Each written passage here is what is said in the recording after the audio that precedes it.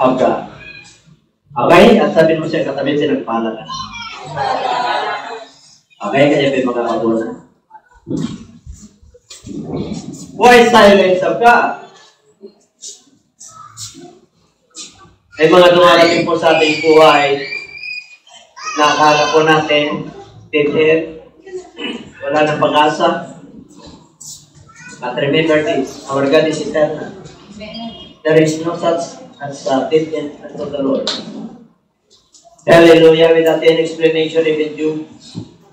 The book of Job, chapter 1. He was a great man. Amen?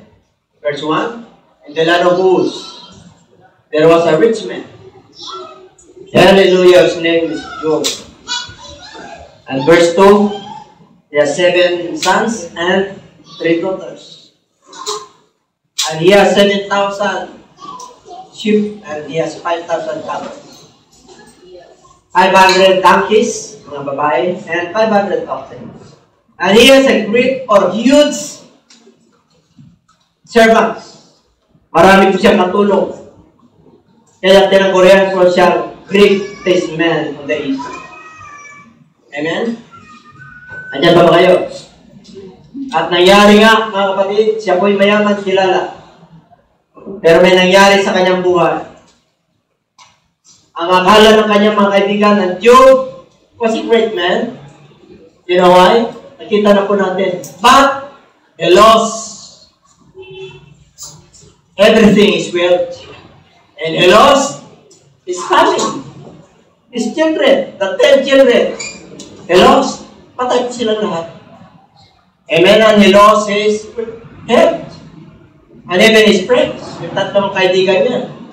Sinisi pa si Job. Baka meron siya raw siyang nagawa. Kaya nagkaroon, nagkawin-dawin na yung kanyang buhay. But Job in chapter 1, verse 20 up to 22. Never blame God. Nung nalaman niya yung nangyari sa kanyang anak, nangyari sa kanyang kabuhayan, nagkaroon po siya ng karamdaman. Hindi niya sinisi ang Diyos. Ano ginawa niya? Nag-shave siya, naglagay ng abo, and he tore up his garments, and nagpatira pa siya sa ground, and he worshiped God. Kilala niya yung Diyos. Why silence of God? Hallelujah. Alam niyo po, pag kilala mo ang Diyos mo, with or without answer, kilala mo siya. Ang alam natin na answer, tatlo lang. Wait, no, yes. Pero meron pa tugon na tugon. Amen? Ano yung tugon niya sa nag-call? Yan, dapat natin puklatin. Amen? You know, on this earth, under heaven, Ecclesiastes chapter 3. There is a season. There is a time in every season. May kanya-kanyang kapanahonan. Sa bawat panahon, may tinagda ng Diyos sa ilalim ng kalangitan. A time to be born, and a time to die. A time to plant, and a time to pluck up that which were planted. A time of war and a time of peace. Time of embracing and refrain from embracing. A time to build up, not to break down. But the Bible tells us, in the book of Ecclesiastes 3:11, He made all things beautiful in His time. Sa time mo, hindi kayo magkaintindihan ng Diyos. Minsan, di mo naunawa ng Diyos. Amen? Pero nasabi sa susunod na yung verse 11, but God put the eternity in the hearts of men. Nilagay niya yan. Pero, hindi niya pinahintulutan ng Diyos na malaman mo kung kailan siya nagsimula at kailan siya matatapos. 3:11 po yan. Ng book of Ecclesiastes chapter 3 verse 11. Yung ibig mo sabihin, bakit nangyari sa kay Job yan? God has a purpose. Amen? Kayo may nakatanan? Pinagdadaanan ba kayo? Pinagdadaanan ba kayo? The silence of God? Akala mo, malayo ang Diyos? Dahil sa pinagdadaanan po natin? Yung presensya ng Lord na kagaya ng dati, wala na. Parang nababagot ka na sa gawain ng Diyos. At yung pagpunta sa gawain ng Diyos, napipilitan na lang po. Our time is excess. Excess na ba? Napipilitan? It's a mechanical, serving God, dahil sinabi. Amen? Kaya paglingkod ka ng Diyos with gladness, hindi mo buksan. You must serve the Lord with gladness. Kaya ako kayo malungkot pag naglilingkod kayo sa Diyos. Kung may pinagdadaanan man tayo, walang isipin mo. Di ba? God has a perfect timing. It's always on time, never early, never late. It takes just a little patience para mag-grow yung ating pananampalataya. Did you not know that God's way is the best plan for us? The plan of God is the best. And sometimes, God is not answering us. Alam niyo kung bakit? The silence of God, hindi ibig sabihin na malayo ka sa Kanya. It's just something God preparing for you. May inilalaan ng Diyos, pinaghahandaan ng Diyos. Kagaya ni Job. Ano sabi niya? I go forward, 28 verse 3, 28 verse 8. I go forward, but you are not there. I move backward, but I cannot perceive you. I move to my left because of your handiworks. They were wonderful. But I cannot behold you. Hindi ka namamalasa. Hindi mo ako napapansin. And to my right hand, I cannot see it. Ibig sabihin si Job, nasa dark ang kanyang pinagdadaanan. Nasa kadiliman. Kaya kahit na, pag sinabing forward, backward, left, right, north, south, east, west, wala nang pupuntahan. Amen? But the Bible tells us, verse 10, but I know you. Alam mo ang aking pinagdadaanan. Alam mo ang aking dinadaan sa Panginoon. Kilala mo ako. Amen? Nasa madilim ako, pero hindi ako magrereklamo kasi kilala kita. Bakit? You tested me as a pure 1 Corinthians chapter 10. Hindi ka bibigyan ng pagsubok ng Diyos na hindi mo makakaya. Is God silent to us na? Ang Diyos ba ay walang kibo sa atin, hindi tayo pinapansin? Nung tayo po, nung wala pa tayo, bata pa tayo sa pananampalataya, hingi tayo ng hingi kahit Lord. Ang ginagawa ng Diyos, bigyan naman ng bigay. Kasi, hindi pa natin kawan ng manawa ng Diyos, dahil bata pa tayo. Walang iniiwan yan sa mga bata. Pag iyak yan, bigyan mo ng candy yan, eat mo. Ganun din po tayo. But life must go on. Life must go on. Kailan na mag-grow ka? And then, kailan magkilala mo kung sino yung ayup sinasamba? Baka mamaya, in this world, pag sinasamba natin, yung yaman natin, yung talent natin, ang sinasamba natin, yung karangyaan, yung fame of this world, the pleasures of this world, Pwede po yun. Si Jesus Christ tempted by Satan for 40 days and 40 nights. Nagpasa natin Lord in the book of Matthew chapter 4. What is the case? Ano yung temptation? Basic needs. Food. Man shall not live by bread alone, but by every word that proceeds out of the mouth of God. Oh, second temptation. Oh. And the Spirit bring up to the highest pinnacle. Nasa turi po siya. Para sabi niya, dami ka nang alam ng Word of God, magpatituhulog ka dyan, di ka maano, because there is an angel charge over thee. Hindi matatalustos yung pati, hindi ka mahulog. Eh, gano'n ka na pinagpala ng Diyos. Amen? That is glory. Number 3 temptation. Ginawa niya sa the highest mountain. Doon niya tinula. Para makita niya yung kingdom of this world. Kaya yung mga ibang pinagpala, wino-worship na po sila.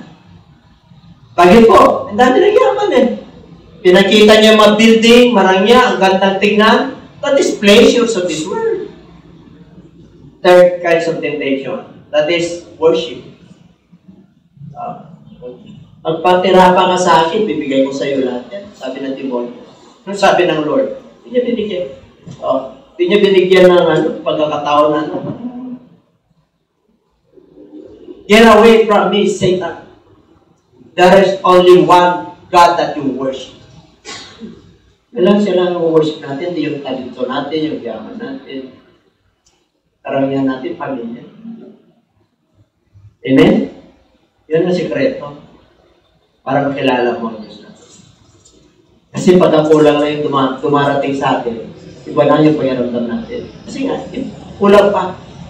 You have still lack on the knowledge of the Son of God. Kulang ka pa sa kalaman. Sinabi yan sa Ephesians chapter 4, verse 11. Parang hindi ka pa napupuli-equip. Di ba? Until the unity of faith comes. And you must know and the knowledge of the Son of God. Dapat kilala mo siya, kumpleto ka na. Amen? Kung tumatang ka man yan, may mga nais ng no preparation for you to serve Him more. Ginagawa ka, pinapatayan ka sa apoy. Para lalo kang pulina. Para magiging pure ka. Para nakahanda ka na. Pag dumating yung mapagsubok, wala, nasa pako na lang. Bakit po? Kilala mo eh. Tinuruan ka. You were trained by God. Hallelujah! Kaya yung iba, tumatalikot at nanlulupay-pay at nangihina. They don't know that God sometimes is silent. Because, you know why? Sinasadya niya yun. And this is the number 4. Hindi na yung yes, yes, no, wait. Ito yung number 4. And sometimes closes the door. God closes the door. Talagang wala ka na mapapuntahan. Talagang sarado na. Kasi tinugol ka na eh. Hindi mo lang alam eh. Sinaraduan ka na talaga, wala ka na, dead end na eh. And this is time for you to move on. Either yes, no, or wait. It's time for you to move on. There are other avenues of opportunity na naghihisay sa iyo. Because our God is eternal. And everybody say it. Walang din ang Diyos. Wala. Walang din. Remember John chapter 11? John chapter 11. Jesus Christ loved His family. The family of Mary, Martha, and Lazarus. He loved them so much. Hallelujah. Ito si Mary, ito yung habang nangangaral siya at ang ating Panginoon. Naglagay siya ng oil. The alabaster box. Very costly po yun. Yun yung pinahid niya sa pana ng ating Panginoon at ang pinampunas niya yung kanyang buhok. Yan si Mary. Kaya bumalik po siya yan eh. Bakit? Yan ang pamilya niya. Si Martha laging busy, di ba? Pero kahit na laging busy yun, nangunguna lagi si Martha. Ano sabi niya sa verse 3? Therefore, the sister said to him, saying, Lord, behold, whom you love is sick. Yung minamahal mo, nagpadala sila ng mensahe kasi wala pang text noon. Nag-ano ang ating Panginoon, ilang kilometro po yan. Nagpadala po sila ng mensahe noon. Amen? Hanapin niyo si Jesus Christ. Hanapin niyo. Kung saan, bakit? Itong mahal na mahal niya eh. Itong brother Lazarus na to, grabe ang pag-ibig ng ating Panginoon. Itong pamilya na to. Bakit? Did the Bible mention na meron silang parents? Mary? Martha, Lazarus? Meron ba? The Bible is silent. Siguro, kaya niya sila mahal. Wala rin inasahan yung tatlong magkakapatid ko na. Amen? Kaya ano sabi ng verse 4? Yeah. Nangyari to, maganda to, wala na dyan. Maganda to nangyari kasi wala ako ron. You see? Grabe ang Diyos, di ba? Intentionally. Isip, mamatay na. Kaya lang mamatay kasi yung kamatayan na yan, hindi sa kamatayan talaga, natutulog lang. Eh, di kung natutulog lang, gigisingin lang. Verse 5. Anong verse 5? Now Jesus loved Martha and her sister and Lazarus. Lubos niya sila minamahal, pero sabi niya, to glorify God, kailangan wala ako doon. Verse 15. And I am glad for your sake that I was not there, that you may believe. Nevertheless, let us go to him. Pero minsan, intentional lang ating Lord. Marami kang hinahabol, hayaan lang kita. Problema mo sa pamilya, hayaan lang kita. Hayaan lang kita. Intentionally. Bakit po? Kung ikaw ay leader, pastor, o manggagawa ng Lord, abay kilala mo na dapat ang Diyos mo. Pag dumarating ka sa pagsubok na sakit, hindi ka na nalarma.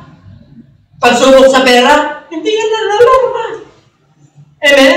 Bakit? Kilala mo eh. Intentional talaga. Kaya sabi ng Bible, blessed are those who are not offended on me. Sinabi ni Kristo. Mapapalang ang hindi natipisod sa akin. Why? Because Jesus Christ is the rock. Saan tayo natitisod? Saan? Sa bato. Natitisod ka ba sa buhangin?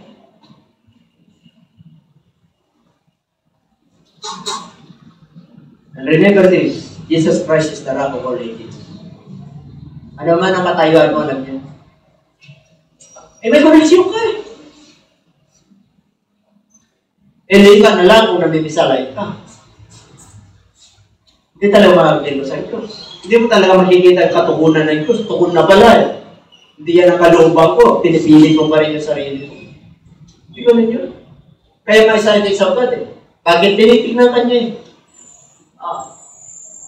Sa panahon natin ngayon, sandali na lang yung science of God. Kung taon na yan, abay mga kapatid, kailangan, Panginoon, enlighten my spiritual eyes, enlighten my spiritual ears.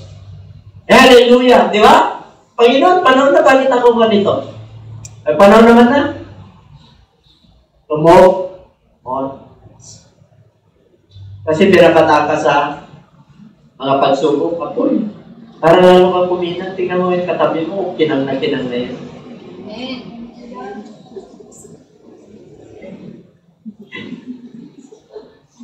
That's why the Bible mandates to us that we must rejoice evermore.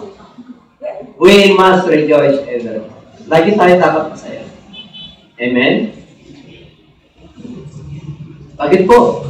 Hindi ka nawawalan ng pag-asa eh. Yung iba, lumilit ang mundo mo sa mundo ito. Lumilit. Pag mananampalataya ka, lumilit ang kaibigan mo sa mundo ito. Lumilit. Barkada mo dati, hindi ka na-entertain eh. Kahit na-like ka, marami. Pumurahin din eh. Oo. Amen po. Experience ko na yan. Tapos na dyan po tayo. Mangaral ka, gumawa ka ng mabuti. Kaya mo sila. Sa Diyos naman tayo naglilingkod, pero ka namang antimpala eh. You have the crown of life. Pero kang korona ng buhay, hindi korona ng patay. Maraming mananampalataya, korona ng patay na nakalagay sa puso. Bakit? Patay yung paglilingkod eh. Romans chapter 12 verse 1. My friend, I appeal to you. Present your bodies a living sacrifice. Not dead sacrifice, living sacrifice. Holy, acceptable. For this is your reasonable service. Servisyo natin yan sa Lord dahil binayaran niya tayo. Yung buhay niya binigay sa atin, yung banal na dugo niya, pinatubos niya. Kamatayan niya sa cross para karoon tayo ng buhay. Naging mahirap siya, sa sapsaban siya pinanganak, para hindi tayo sa sapsaban hindi papanganak. Papanganak tayo sa ospital. May pranila pa yan, may mga kids na yan. Talagang ang ganda, color blue, pagka lalaki, pink, pagka babae. Pangalan na po yan. Pero si Lord, amen, nagbigay sa kanya ng pangalan, hindi yung magulang, i-Egypt. Amen ang nagbigay. Kaya tayo, may pangalan tayo talaga. Pero nung mananampalataya ka na, iba na pangalan mo. Amen? Wala na yung old nature. Ano yung pangalan natin ngayon? Dapat, Domingo, Katabay, Lucena, Jesus Christ. Siya yung ama natin eh.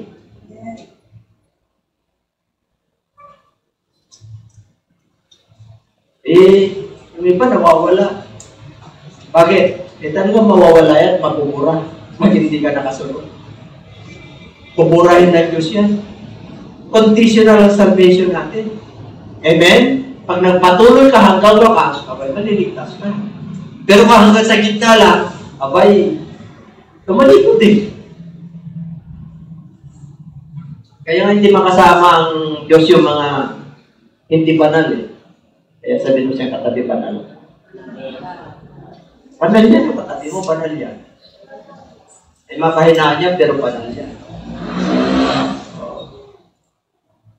Para hindi ka maniwala. Nagtududa ba kayo sa salita ng Diyos? Ay kahit na pumunta ka sa kanan, kaliwa, likod, harap, isa pupunta natin. Taon siya ba ko? Sinabi ng sa Book of John 8, sa Gospel ng ating Panginoon, pag wala ka ng pupuntahan, lift up your heads toward heaven. Because your salvation through it na. Wala na dito sa lupa eh. Wala na dito sa lupa, wala eh. Go forward, go backward, right, left, wala na eh. Asa ka na? Thy kingdom come, thy will be done on earth as it is in heaven. Anak ka ng Diyos. Lord, napapalisaw-saw na ako. Bakit? Wala. Dudud ako sa kahirapan. Hindi na ako makahinga. Stress na ako sa pag-isip ko saan ko kukunin ito. Kilala mo ang Diyos. Sabi ng Bible, hindi ko hayaan at devourer pumunta sa iyo. I will open up the windows of heaven that your wrong shall not be enough to receive it. Because my God, our God, is our partner. On financial, on our finances. Pag tapat ka sa Diyos, lalong tapat ang Diyos sa iyo. Amen. Kahit hindi ka tapat sa Diyos, nananatiling tapat ang Diyos.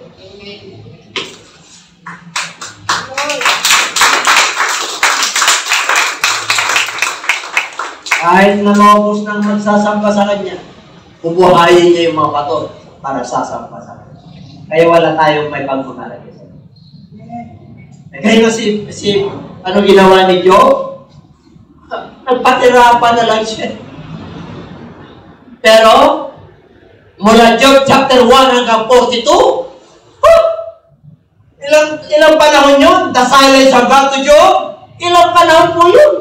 Kinayod niya yung kanyang mga bukol na may lana. Nasa basurahan na po siya kasi mabaho. Wala na siyang kaibigan. Maging yung asawa niya. Tinakwil niya. Kaya nung sabi ni Job, pag may blessing ka lang ba, nagpupuri sa Diyos? Pag nandun na yung mga ganitong pagsubok, wala nang Diyos sa'yo. And then, Job's wife. Inusig niya. Inusig siya. Amen? Di ba? Minsan nangyayari sa atin yan. Tapat mo dyan. Dinigay mo na yung panahon mo dyan. Anong mapapala mo dyan? Hindi nila alam, may connection tayo kay Lord.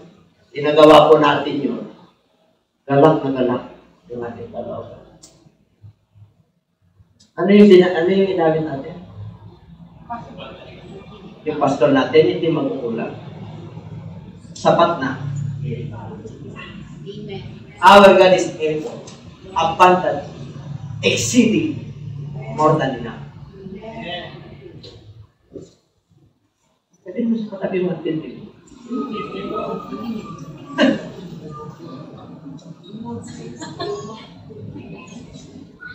Itong kaibigan niya, si Lazarus, sabi niya, wala silang pupuntahan eh. Nagbigay ng mensahe. Intentionally, hindi talaga pumunta ko. Amen? Isang pinapintulutan niya. Intentional na wala ka talaga. Pero hindi ka naman kakapusin. Meron ka pa rin pambayad kasi nakakaya ka, likod ka rin. Pero kayo, alam ng Lord kung tintig ka na. Alam niyo pag tintig ka na, wala kayong magagawin mo din. Yung mga pangako ng Diyos na dito. Just worship. Just move forward. Marami pa tayo pagdadaan. Marami pa tayong kakainin na pagpapala ng Diyos.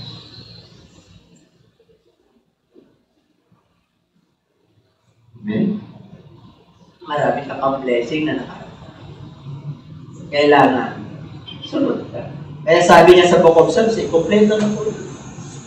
He leadeth me beside the still waters. He restoreth my soul. He leads me in righteousness for His name's sake. Yea, though I walk through the valley of the shadow of death, I will fear no evil. Kasi kasama. Your rod and your staff. Yun ang nagko-comfort sa akin. Ano yun nagko-comfort sa atin? His Word, His instruction, and the Holy Spirit. Kaya kumpleto. All the days of my life, ano yun? Susunod sa'yo? Mercy shall follow me all the days of my life. And I will dwell in the house of the Lord forever. Kaya pag itong templo na ito, na pag-igi natin, nakasunod ito, dito na yan. Whether you're in stormy, dark, storm, talagang wala ka ng lusot, pero the Holy Spirit urges you to move on. May awit po yan. Sino nabibigatan? Awitan ko tayo. There is no problem to be. God cannot solve it. There is no mountain to hide. God cannot move it. There is no storm to die. God cannot come. There is no sorrow to heal. God cannot soothe it. And if you carry the weight of this world, carry niya the weight of this world. Oh, hallelujah! Ikaw pa kaya hindi kanya kayang buhatin. Yung mundo nga dala-dala niya. He carry the weight of the world upon his shoulder. I know my brother. He will carry you too. Even sisters. God will care.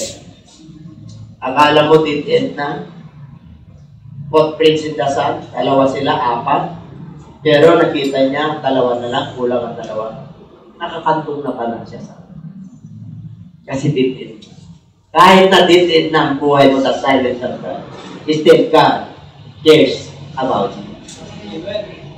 Nasa kantungan ka pa rin. Amen? Oh, hindi po ko. So, verse 35. The shortest verse in the Bible. Why Jesus wept? Kailan ba umiyak ang ating Panginoong Hesus? Bukod sa Garden of Gethsemane. Humingi siya ng panalangin sa kanyang mahalaga. Kasi dala-dala niya yung bigat ng kasalanan ng mundo. Pero hindi sila nakapagtiis. Dahil wala pa sila Holy Spirit, natutulog pa rin sila. Amen? Pero ito,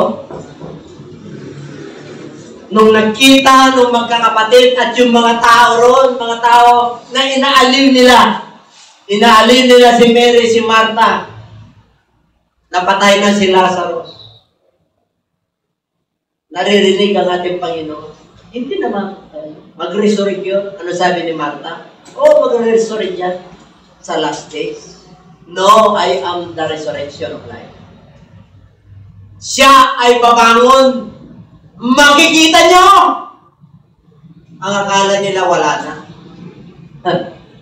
Sa Diyos, walang imposible. Kaya nahabag ang Lord sa mga tao, hindi siya kasi kilala. Bukod sa nahabag siya sa magkakapatid, yung mga tao na hindi nananalig sa kanya. That's why Jesus wept. And when Jesus was wept, where is Lazarus? Asaan nakahimlay si Lazarus? Ayun na. Talagang yung presensya ng Lord nandun na. Nandito, sabi ni Martha, 4 days na, Lord. Hindi na po pwede. No, where is Lazarus? Na nakahimlay.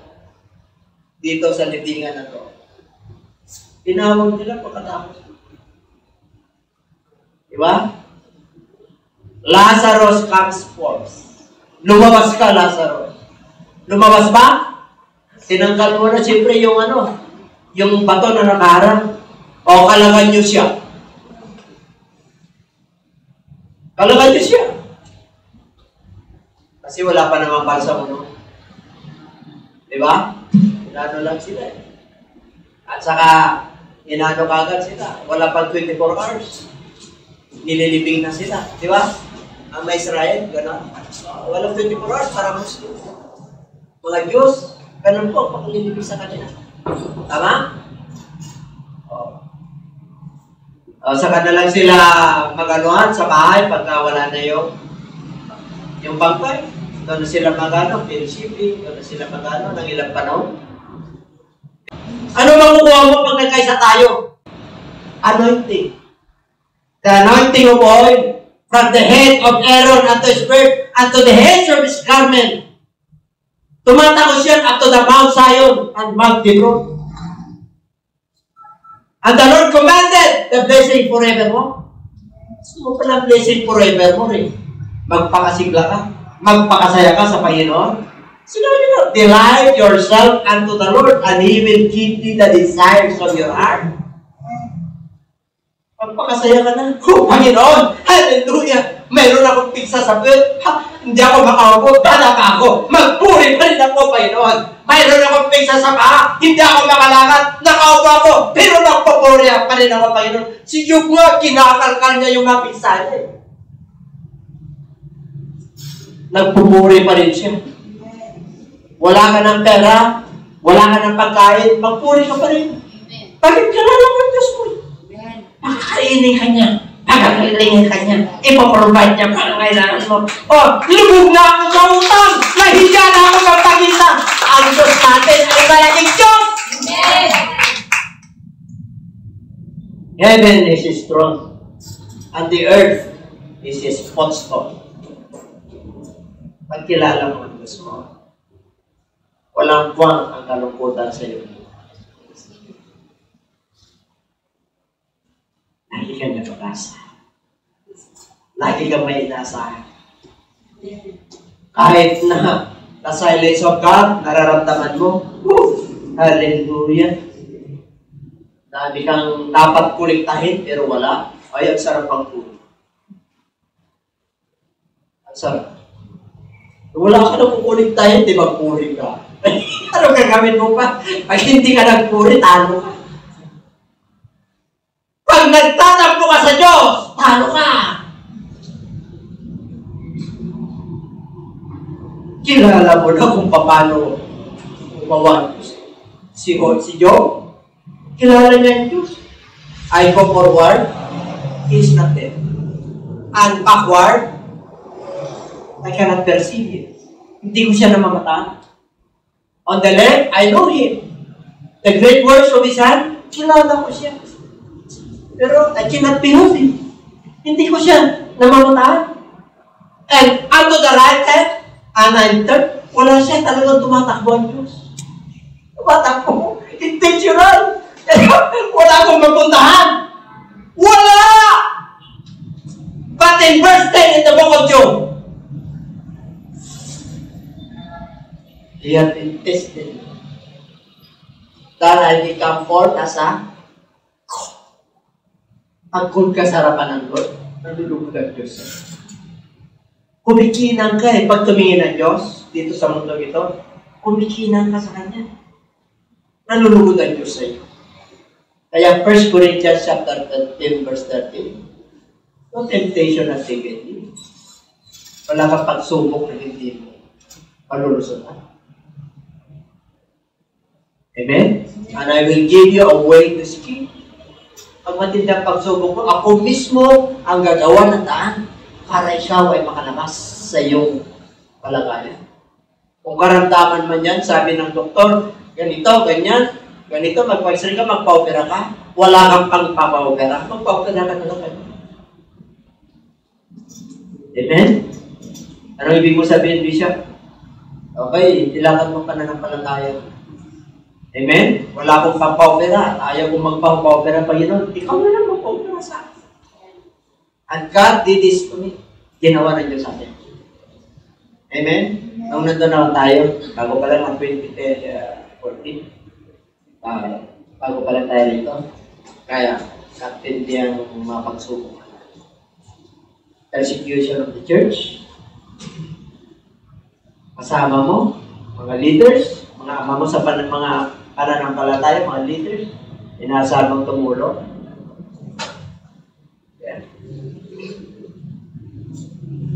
Ginawa ng Diyos sa atin.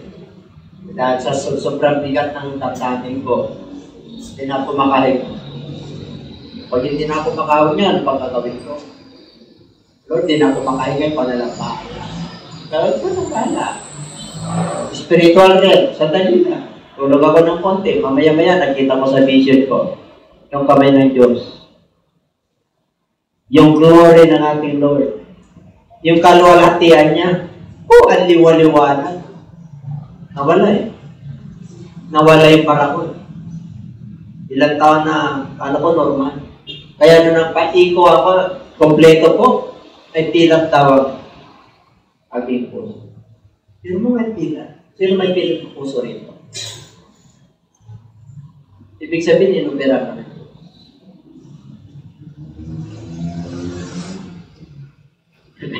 Bago mag-church anniversary, nawalan ako ng malay sa akin. Sabi dito, nag-alala. Siyempre, may doktora tayo, hindi lang ko lang ng lisensya yun. Kikita mo ba ako? Magsalita ka. Magsasalita naman ako. Hindi ako hinimatay dahil sa puso. Hindi mitay ako. Bakit? Dahil bigla akong tumayo, may nag-ring. Sa cellphone ko, sarap ng tulog ko. Di ba? Kaya, the silence of my cellphone. Yan ang sikreto. Kaya kayo, mga may gadget ngayon, kaya yan. Tulog nyo na yan. Stressable yan. Pero mo, nandun ka na. Mahanap pa ng pagpapala ng Diyos. Mas marami yung pinapanood natin kaysa Word of God. Tingnan niyo. Bakit umiyak ang Lord? Dapat nakapag-Lord sa atin eh. Uy, grabe na tong anak ko na to. Wala nang pupuntahan, nakatingala pa sa akin. Amen. Blessed are those who are mourned, for they shall be comforted. Alam niyo, pagka Diyos kumilos, hallelujah, tapos na yan eh. Yung pag-wiwit niya sa Garden of Gethsemane at sa kay Lazarus, hindi na. Si Lord, hindi na. Galak na galak ang Diyos sa atin. Bakit? Kilala mo siya. Hindi na dapat siya umiyak sa iyo. Amen? Dapat, nalulungkot ang Diyos sa iyo, natutuwa sa iyo. Kilala mo si Satanas. O, nung mag-alay sila, kaya nangyari kay Job. Nag-aalay yung sons of God at saka si Satanas. Sumasabay.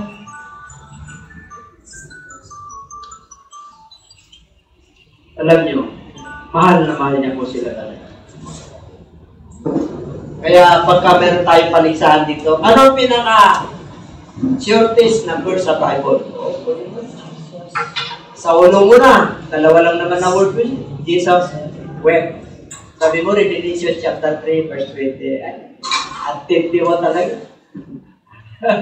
11:35 ng book of John. Ang daling sa ulo yan. Pero pagka hindi ka nakasunod, ang daling sa ulo yan. Kinukuha ng kaway yan. Sinabi ng Lord sa book of Matthew chapter 13 or Mark. Pag nangaral, lahat mabubuti yan. Yung binhi. Pero napupunta sa daanan, napupunta sa katuhan, napupunta sa tilikan. Saan ka ngayon? Paano yun? Asan mo ngayon? Mabuting? Lupa. Kaya kahit na 30% lang yan, amen. Kahit na 60% yan, amen. Kahit na 90% yan, amen. Hanggang makukumpleto ka, 100 points. Tapat kayo sa tipanan. Amen? Tapat kayo sa tipanan. Tapat kayo sa pamilya nyo. Tapat kayo sa ministry. Tapat kayo sa trabaho.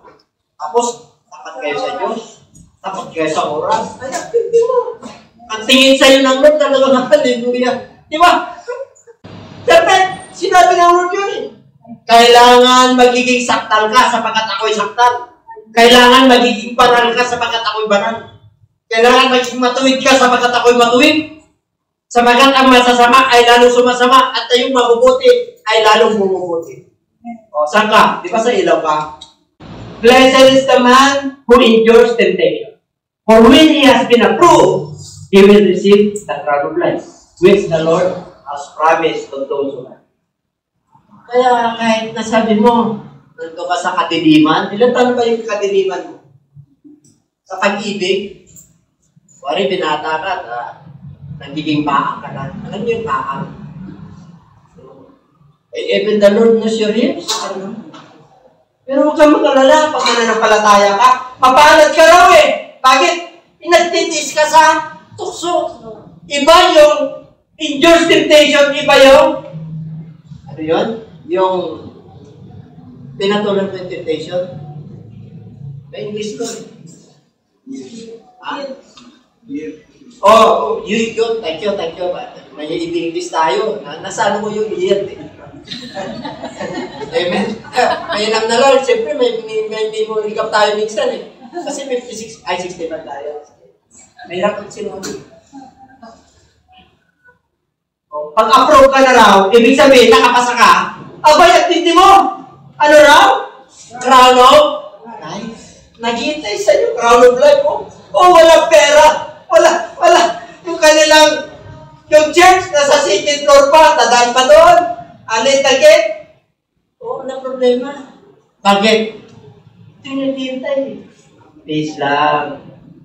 This church has been built through prayer and support of the brethren. Yung pinakamaliit yun yung muna. Siguro lang tayo pag-initay natin. Mas mapalad ang nagbibigay kaysa tumatanggap. Kung ano yung binigay mo, yun ang babalik sa'yo. Wala. Nasa cornerstone yung ano mo, pangalan mo. Tapos, kupita lang binigay mo. Huwag naman. Kailangan sa paso tubig na malamig din. Amen? You know what I mean? Pag kumilos ang Diyos at nangaral ako, bubuksan lahat ng lunes. Bubuksan niya yung puso nila at saka yung bintana ng kalagatan. Bakit? Approve ka na eh. Yung iba nag-aalala pa, nagdududa pa. Ay, ano ka? Mga kapatid, magpakatibay ka na. Ano ba? That the genuineness of your faith being much more precious than gold that perishes, though it is tested by fire, may be found to praise, honor, and glory at the revelation of Jesus, whom, having not seen you love, though now you do not see him, ye believe, yet believing, you rejoice with joy, inexpressible and full of glory. Kasi hindi natin siya nakita. At hindi na ba nanabig mo? Ay, grabe ka. Kaya mapalat ka talaga. Sabi ko siya, katabi, mapalat ka. Sinabi ni Kristo yan. Kaya nyo, you gain this whole world and lost your own soul. Is there any exchange of your life? Pero makapalit niyan? Yung binigay sa iyo ng Lord na kaligtasan? No, none. Kaya sabi rin sa susunod na verse sa Book of Mark 8:39 to 40, yung 40, sino man ang nagkakaya, my words and in me, kinahiya niyo ako at saka yung salita ko, kahiya ko na kayo. Kasi darating yung Ama with His holy angels and with His glory. Kukunin niya kayo.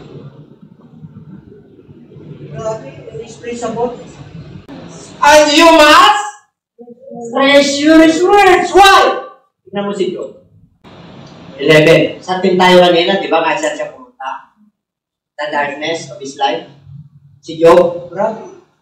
Pero, my fault has held fast to his steps. I have kept his way and not turned aside. Yung pinagdadaanan ko ngayon, alam ko. At alam ng Diyos yan. Kilala ko ang Diyos ko. Ngayon, dahil napagdaanan ko na, tested na ako, aba, hindi na ako hiwalay, hindi na ako magbabackslide, hindi na ako magre-reklamo, hindi na ako magpo-complain. My foot has held fast to his steps. Sumusunod na ako sa Kanya. Yung instruction niya, sumusunod ako. Kung anong sinabi niya, hindi na ako kaliwa, kanan, hindi na. Forward, backward, hindi na. Sa Kanya na lang. Amen. Tingnan niyo sa 12. I have not departed from the commandments of His Jesus. Lagi ito. Huwag kang hihiwalay dito. Workers, pastors and leaders of the church, don't depart from the Word of God. Sinabi niya, I have treasured the words of His mouth more than my ang problema sa atin, mas matindi yung pandesal kaysa dito. Mas matindi yung keso kaysa dito. Mas matindi yung bulalo kaysa dito. Mas matindi yung hanap buhay natin kaysa dito. Ang tindi mo talaga. Natutuwa Diyos sa'yo. Gusto ka ng putusan. I have treasured your word more than my necessary food. Hallelujah! Kung ganyan tayo ang pagasta sa Lord, oh God. Who am I? Sino ako? I'm a Gentile. I am a race of a Gentile. But who am I?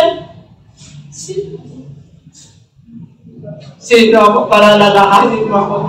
Sino ako? Brethren, kasalang sa God, ibinigay niya na sa atin. Testing lang sa ating pananampalataya. Pag nakalpas ka dyan, you are few jewels and gold in the sight of the Lord. Ang tindi ng pinagdaanan mo. Pero yung experience mo sa Lord, grabe you walk with God.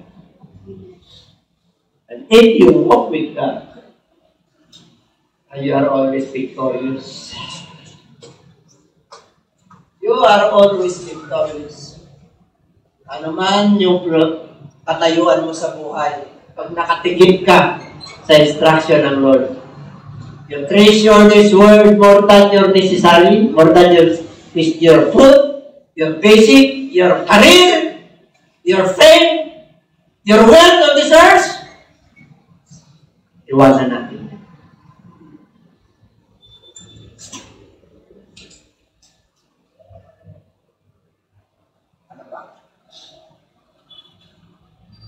I counsel you. Pagibasa? Pagkilakad mo na. Kasi yung aking lista doble, magiging triple lista na po yan. Sa susunod. Pagibasa po? I counsel you by define the fire. You will be by white garments, you will be clothed. Stay for nakedness. And anoint your eyes with eye salt, that you may say, as many as I love, I love you, and chasten. I therefore be zealous and repent. Behold, I stand at the door and knock. If anyone hears my voice and opens the door, I will come into him and dine with him, and he with me. Ano raw yung para maging mayaman tayo? Ano raw? I counsel you. Yun. I counsel you. Ang Diyos ang nasasabi niya. Ha? Sinasabihan kita. Ano raw yung bibili natin? Ginto. Lantay na ginto. Refine! Ano yun? Yung mga pinagdadaanan mo ngayon, yan. Yung tubo mo. You purchase a refined gold, your attitude, your behavior, your mindset, your actions. Mapabasa ka. Ang nagbabasa sa atin ngayon is this word. You are the living epistle. Pag wala ang Bible sa iyo, you are the living epistle. Amen? Ikaw yung naglalakad ngayon na buhay na santo. Ikaw yung ilaw ng mundong ito. You are the light of this world. Yung ilaw na yon, kailangan may switch on. Ano mo yung ilaw kung pundido? Ano mo yung ilaw kung hindi nagliliwanag? Kaya sabi ng Lord, you are the light of this world. Tingnan mo nga kung ilaw ka. Sa sarili mo, ikaw nakakala. Let your light so shine to all. Okay? Kung mananampalataya ka, don't cover, don't hide your light. Don't put under the buzzards or under the table. Kung may tagong ilaw mo, kailan magliwanag ka? Sa kaibigan mo, sa kabarkada mo, sa pamilya mo, kailan magliwanag ka? Kung ano ka, yun ka. Ayaw na lang ng hipokrito. Amen? Ayaw mo. Kailangan you behave as a Christian. The attitudes of Christ, i-apply mo. Ang bottom line dito, attitude. Hindi yung sa dami ng natutunan mo. Ang bottom line dito, bear good fruits. Ano ang good fruits? What are things? Good fruits. Tayo lahat, may kahinaan tayo. Pero pag ikaw ay, ay kailangan naging na. Kung dati ugali natin, hindi maganda, ay Kristiyano ugali na. Alam mo yun. Dati, akala natin tayo lang ang ligtas dahil sa kainitan natin sa Lord. Ay, iba na ngayon. Pinagdaanan mo na, pinagkinan ka na ng Lord sa wisdom natin.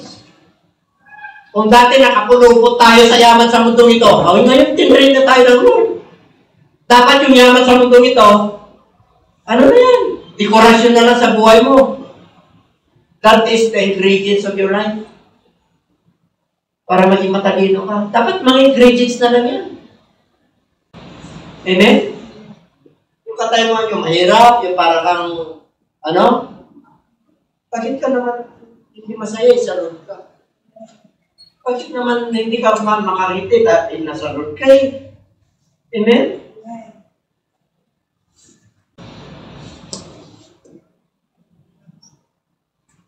Kaya kung may pinagdadaanan po tayo pagsubok. Amen yun. Amen. Pinahintulutan mo dyan. Diba? All things work together for us. For God to the end, having a purpose. Kasi may narinig ng Diyos eh. Kung bakit ka dumaan dyan, kaya sabi niya, I counsel you. Kaya pag dumating na yung bagyo, ihanda mo na. Signal number 5. Ano gagawin mo? Itali mo na yung yero mo. Yung sarili mo, meron ka ng tubig, meron ka ng basic needs. Di ba ganyan? Pag sinabi ng Lord na ganito, ihanda mo na yung pananampalataya mo. Nag-restore up ka ng maraming Word of God, i-apply mo na. I-apply mo na. Bakit? Para mayaman ka sa harapan ng Diyos. Sa harapan ng tao. Ano sa palagay nyo? Mayaman ka rin. Hindi pinag-usapan dito yung yaman ng bit-bit mo. Amen? Yung yaman dito, yung wisdom. Yung counsel. Pag nagsalita ka, may makukuha sila sa'yo. Amen? May makukuha sila pag nag-asila ng counsel sa'yo. Bakit ka nila in-approach? Kasi may makukuha sila. Kasi anak ka ng Diyos. Kasi mananampalataya ka. Kasi lingkod ka ng Diyos. Kaya lumapit sila sa'yo. Manyaman mo. Itong white garment, ang dami naman siya. Itong pananampalataya natin, itong patutunan natin. Leader ka namin naman, siyan mo pa. Huwag niyo sirahin. Amen?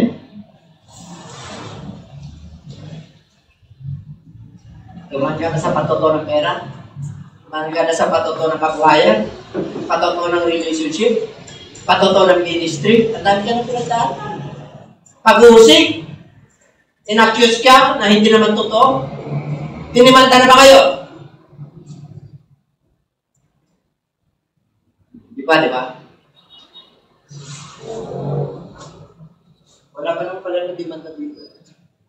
At siya natatakot. Dinimanda na ako, wala akong dimanda. Pag-ibasa ng malakas ito.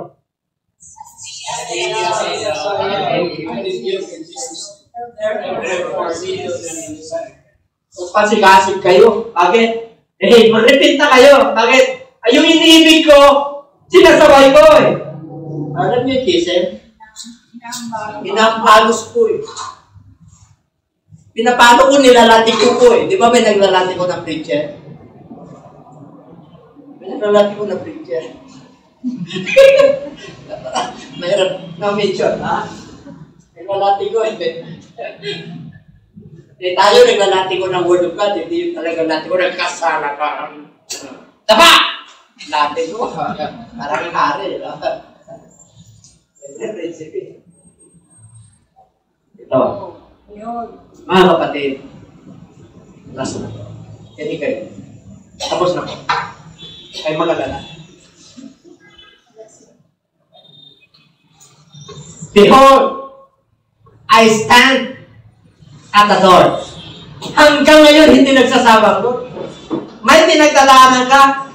Ang tagal na dami ng answered prayers ng Lord. May pinagdadaanan ka. Matindi ba? Hindi na mawala. Huwag kang mawala ng pag-asa. Bakit? Lagi nasa door ang ating Lord. Kumakatok sa'yo, anak. Gising! Imulat yung mga mata mo na bulat. Yung tayo mo na bingi. Mananampalataya ka na. Nakahanda ako pumasok sa'yo. Ang tigas ng kalooban mo. Sinasabi ko sa'yo na Mag-worker ka na. Hanggang ngayon, hindi ka pa worker. Sinasabi ko sa iyo, magiging evangelist ka na. Hanggang ngayon, saan pumupunta yung paa mo?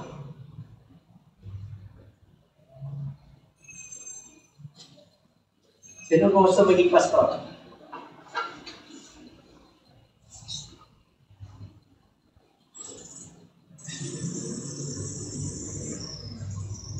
Grabe.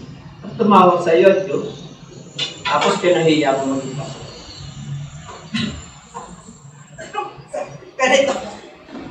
Di siya, ako, sa pamagitan ng pananampalataya, gagawin ko po yan. Sino gusto maging evangelist? Sino gusto maging Bible teacher? Sino gusto magiging propeta? Gusto ng apostol? Five-fold ministry yun. Sino gusto maging pastor? Ang hirap, di ba? Yung masanay ng karot, talagang nagkaginagapalan nila yung pagkapastor nila, hindi mahirap yun. Pero kami, nung tindig mo, pastor. Sabi nila sa akin, pero yung size pala, tindig ko raw, pastor. Ngayon ang tindig ko na, hindi na pastor. Ano na? Pwede?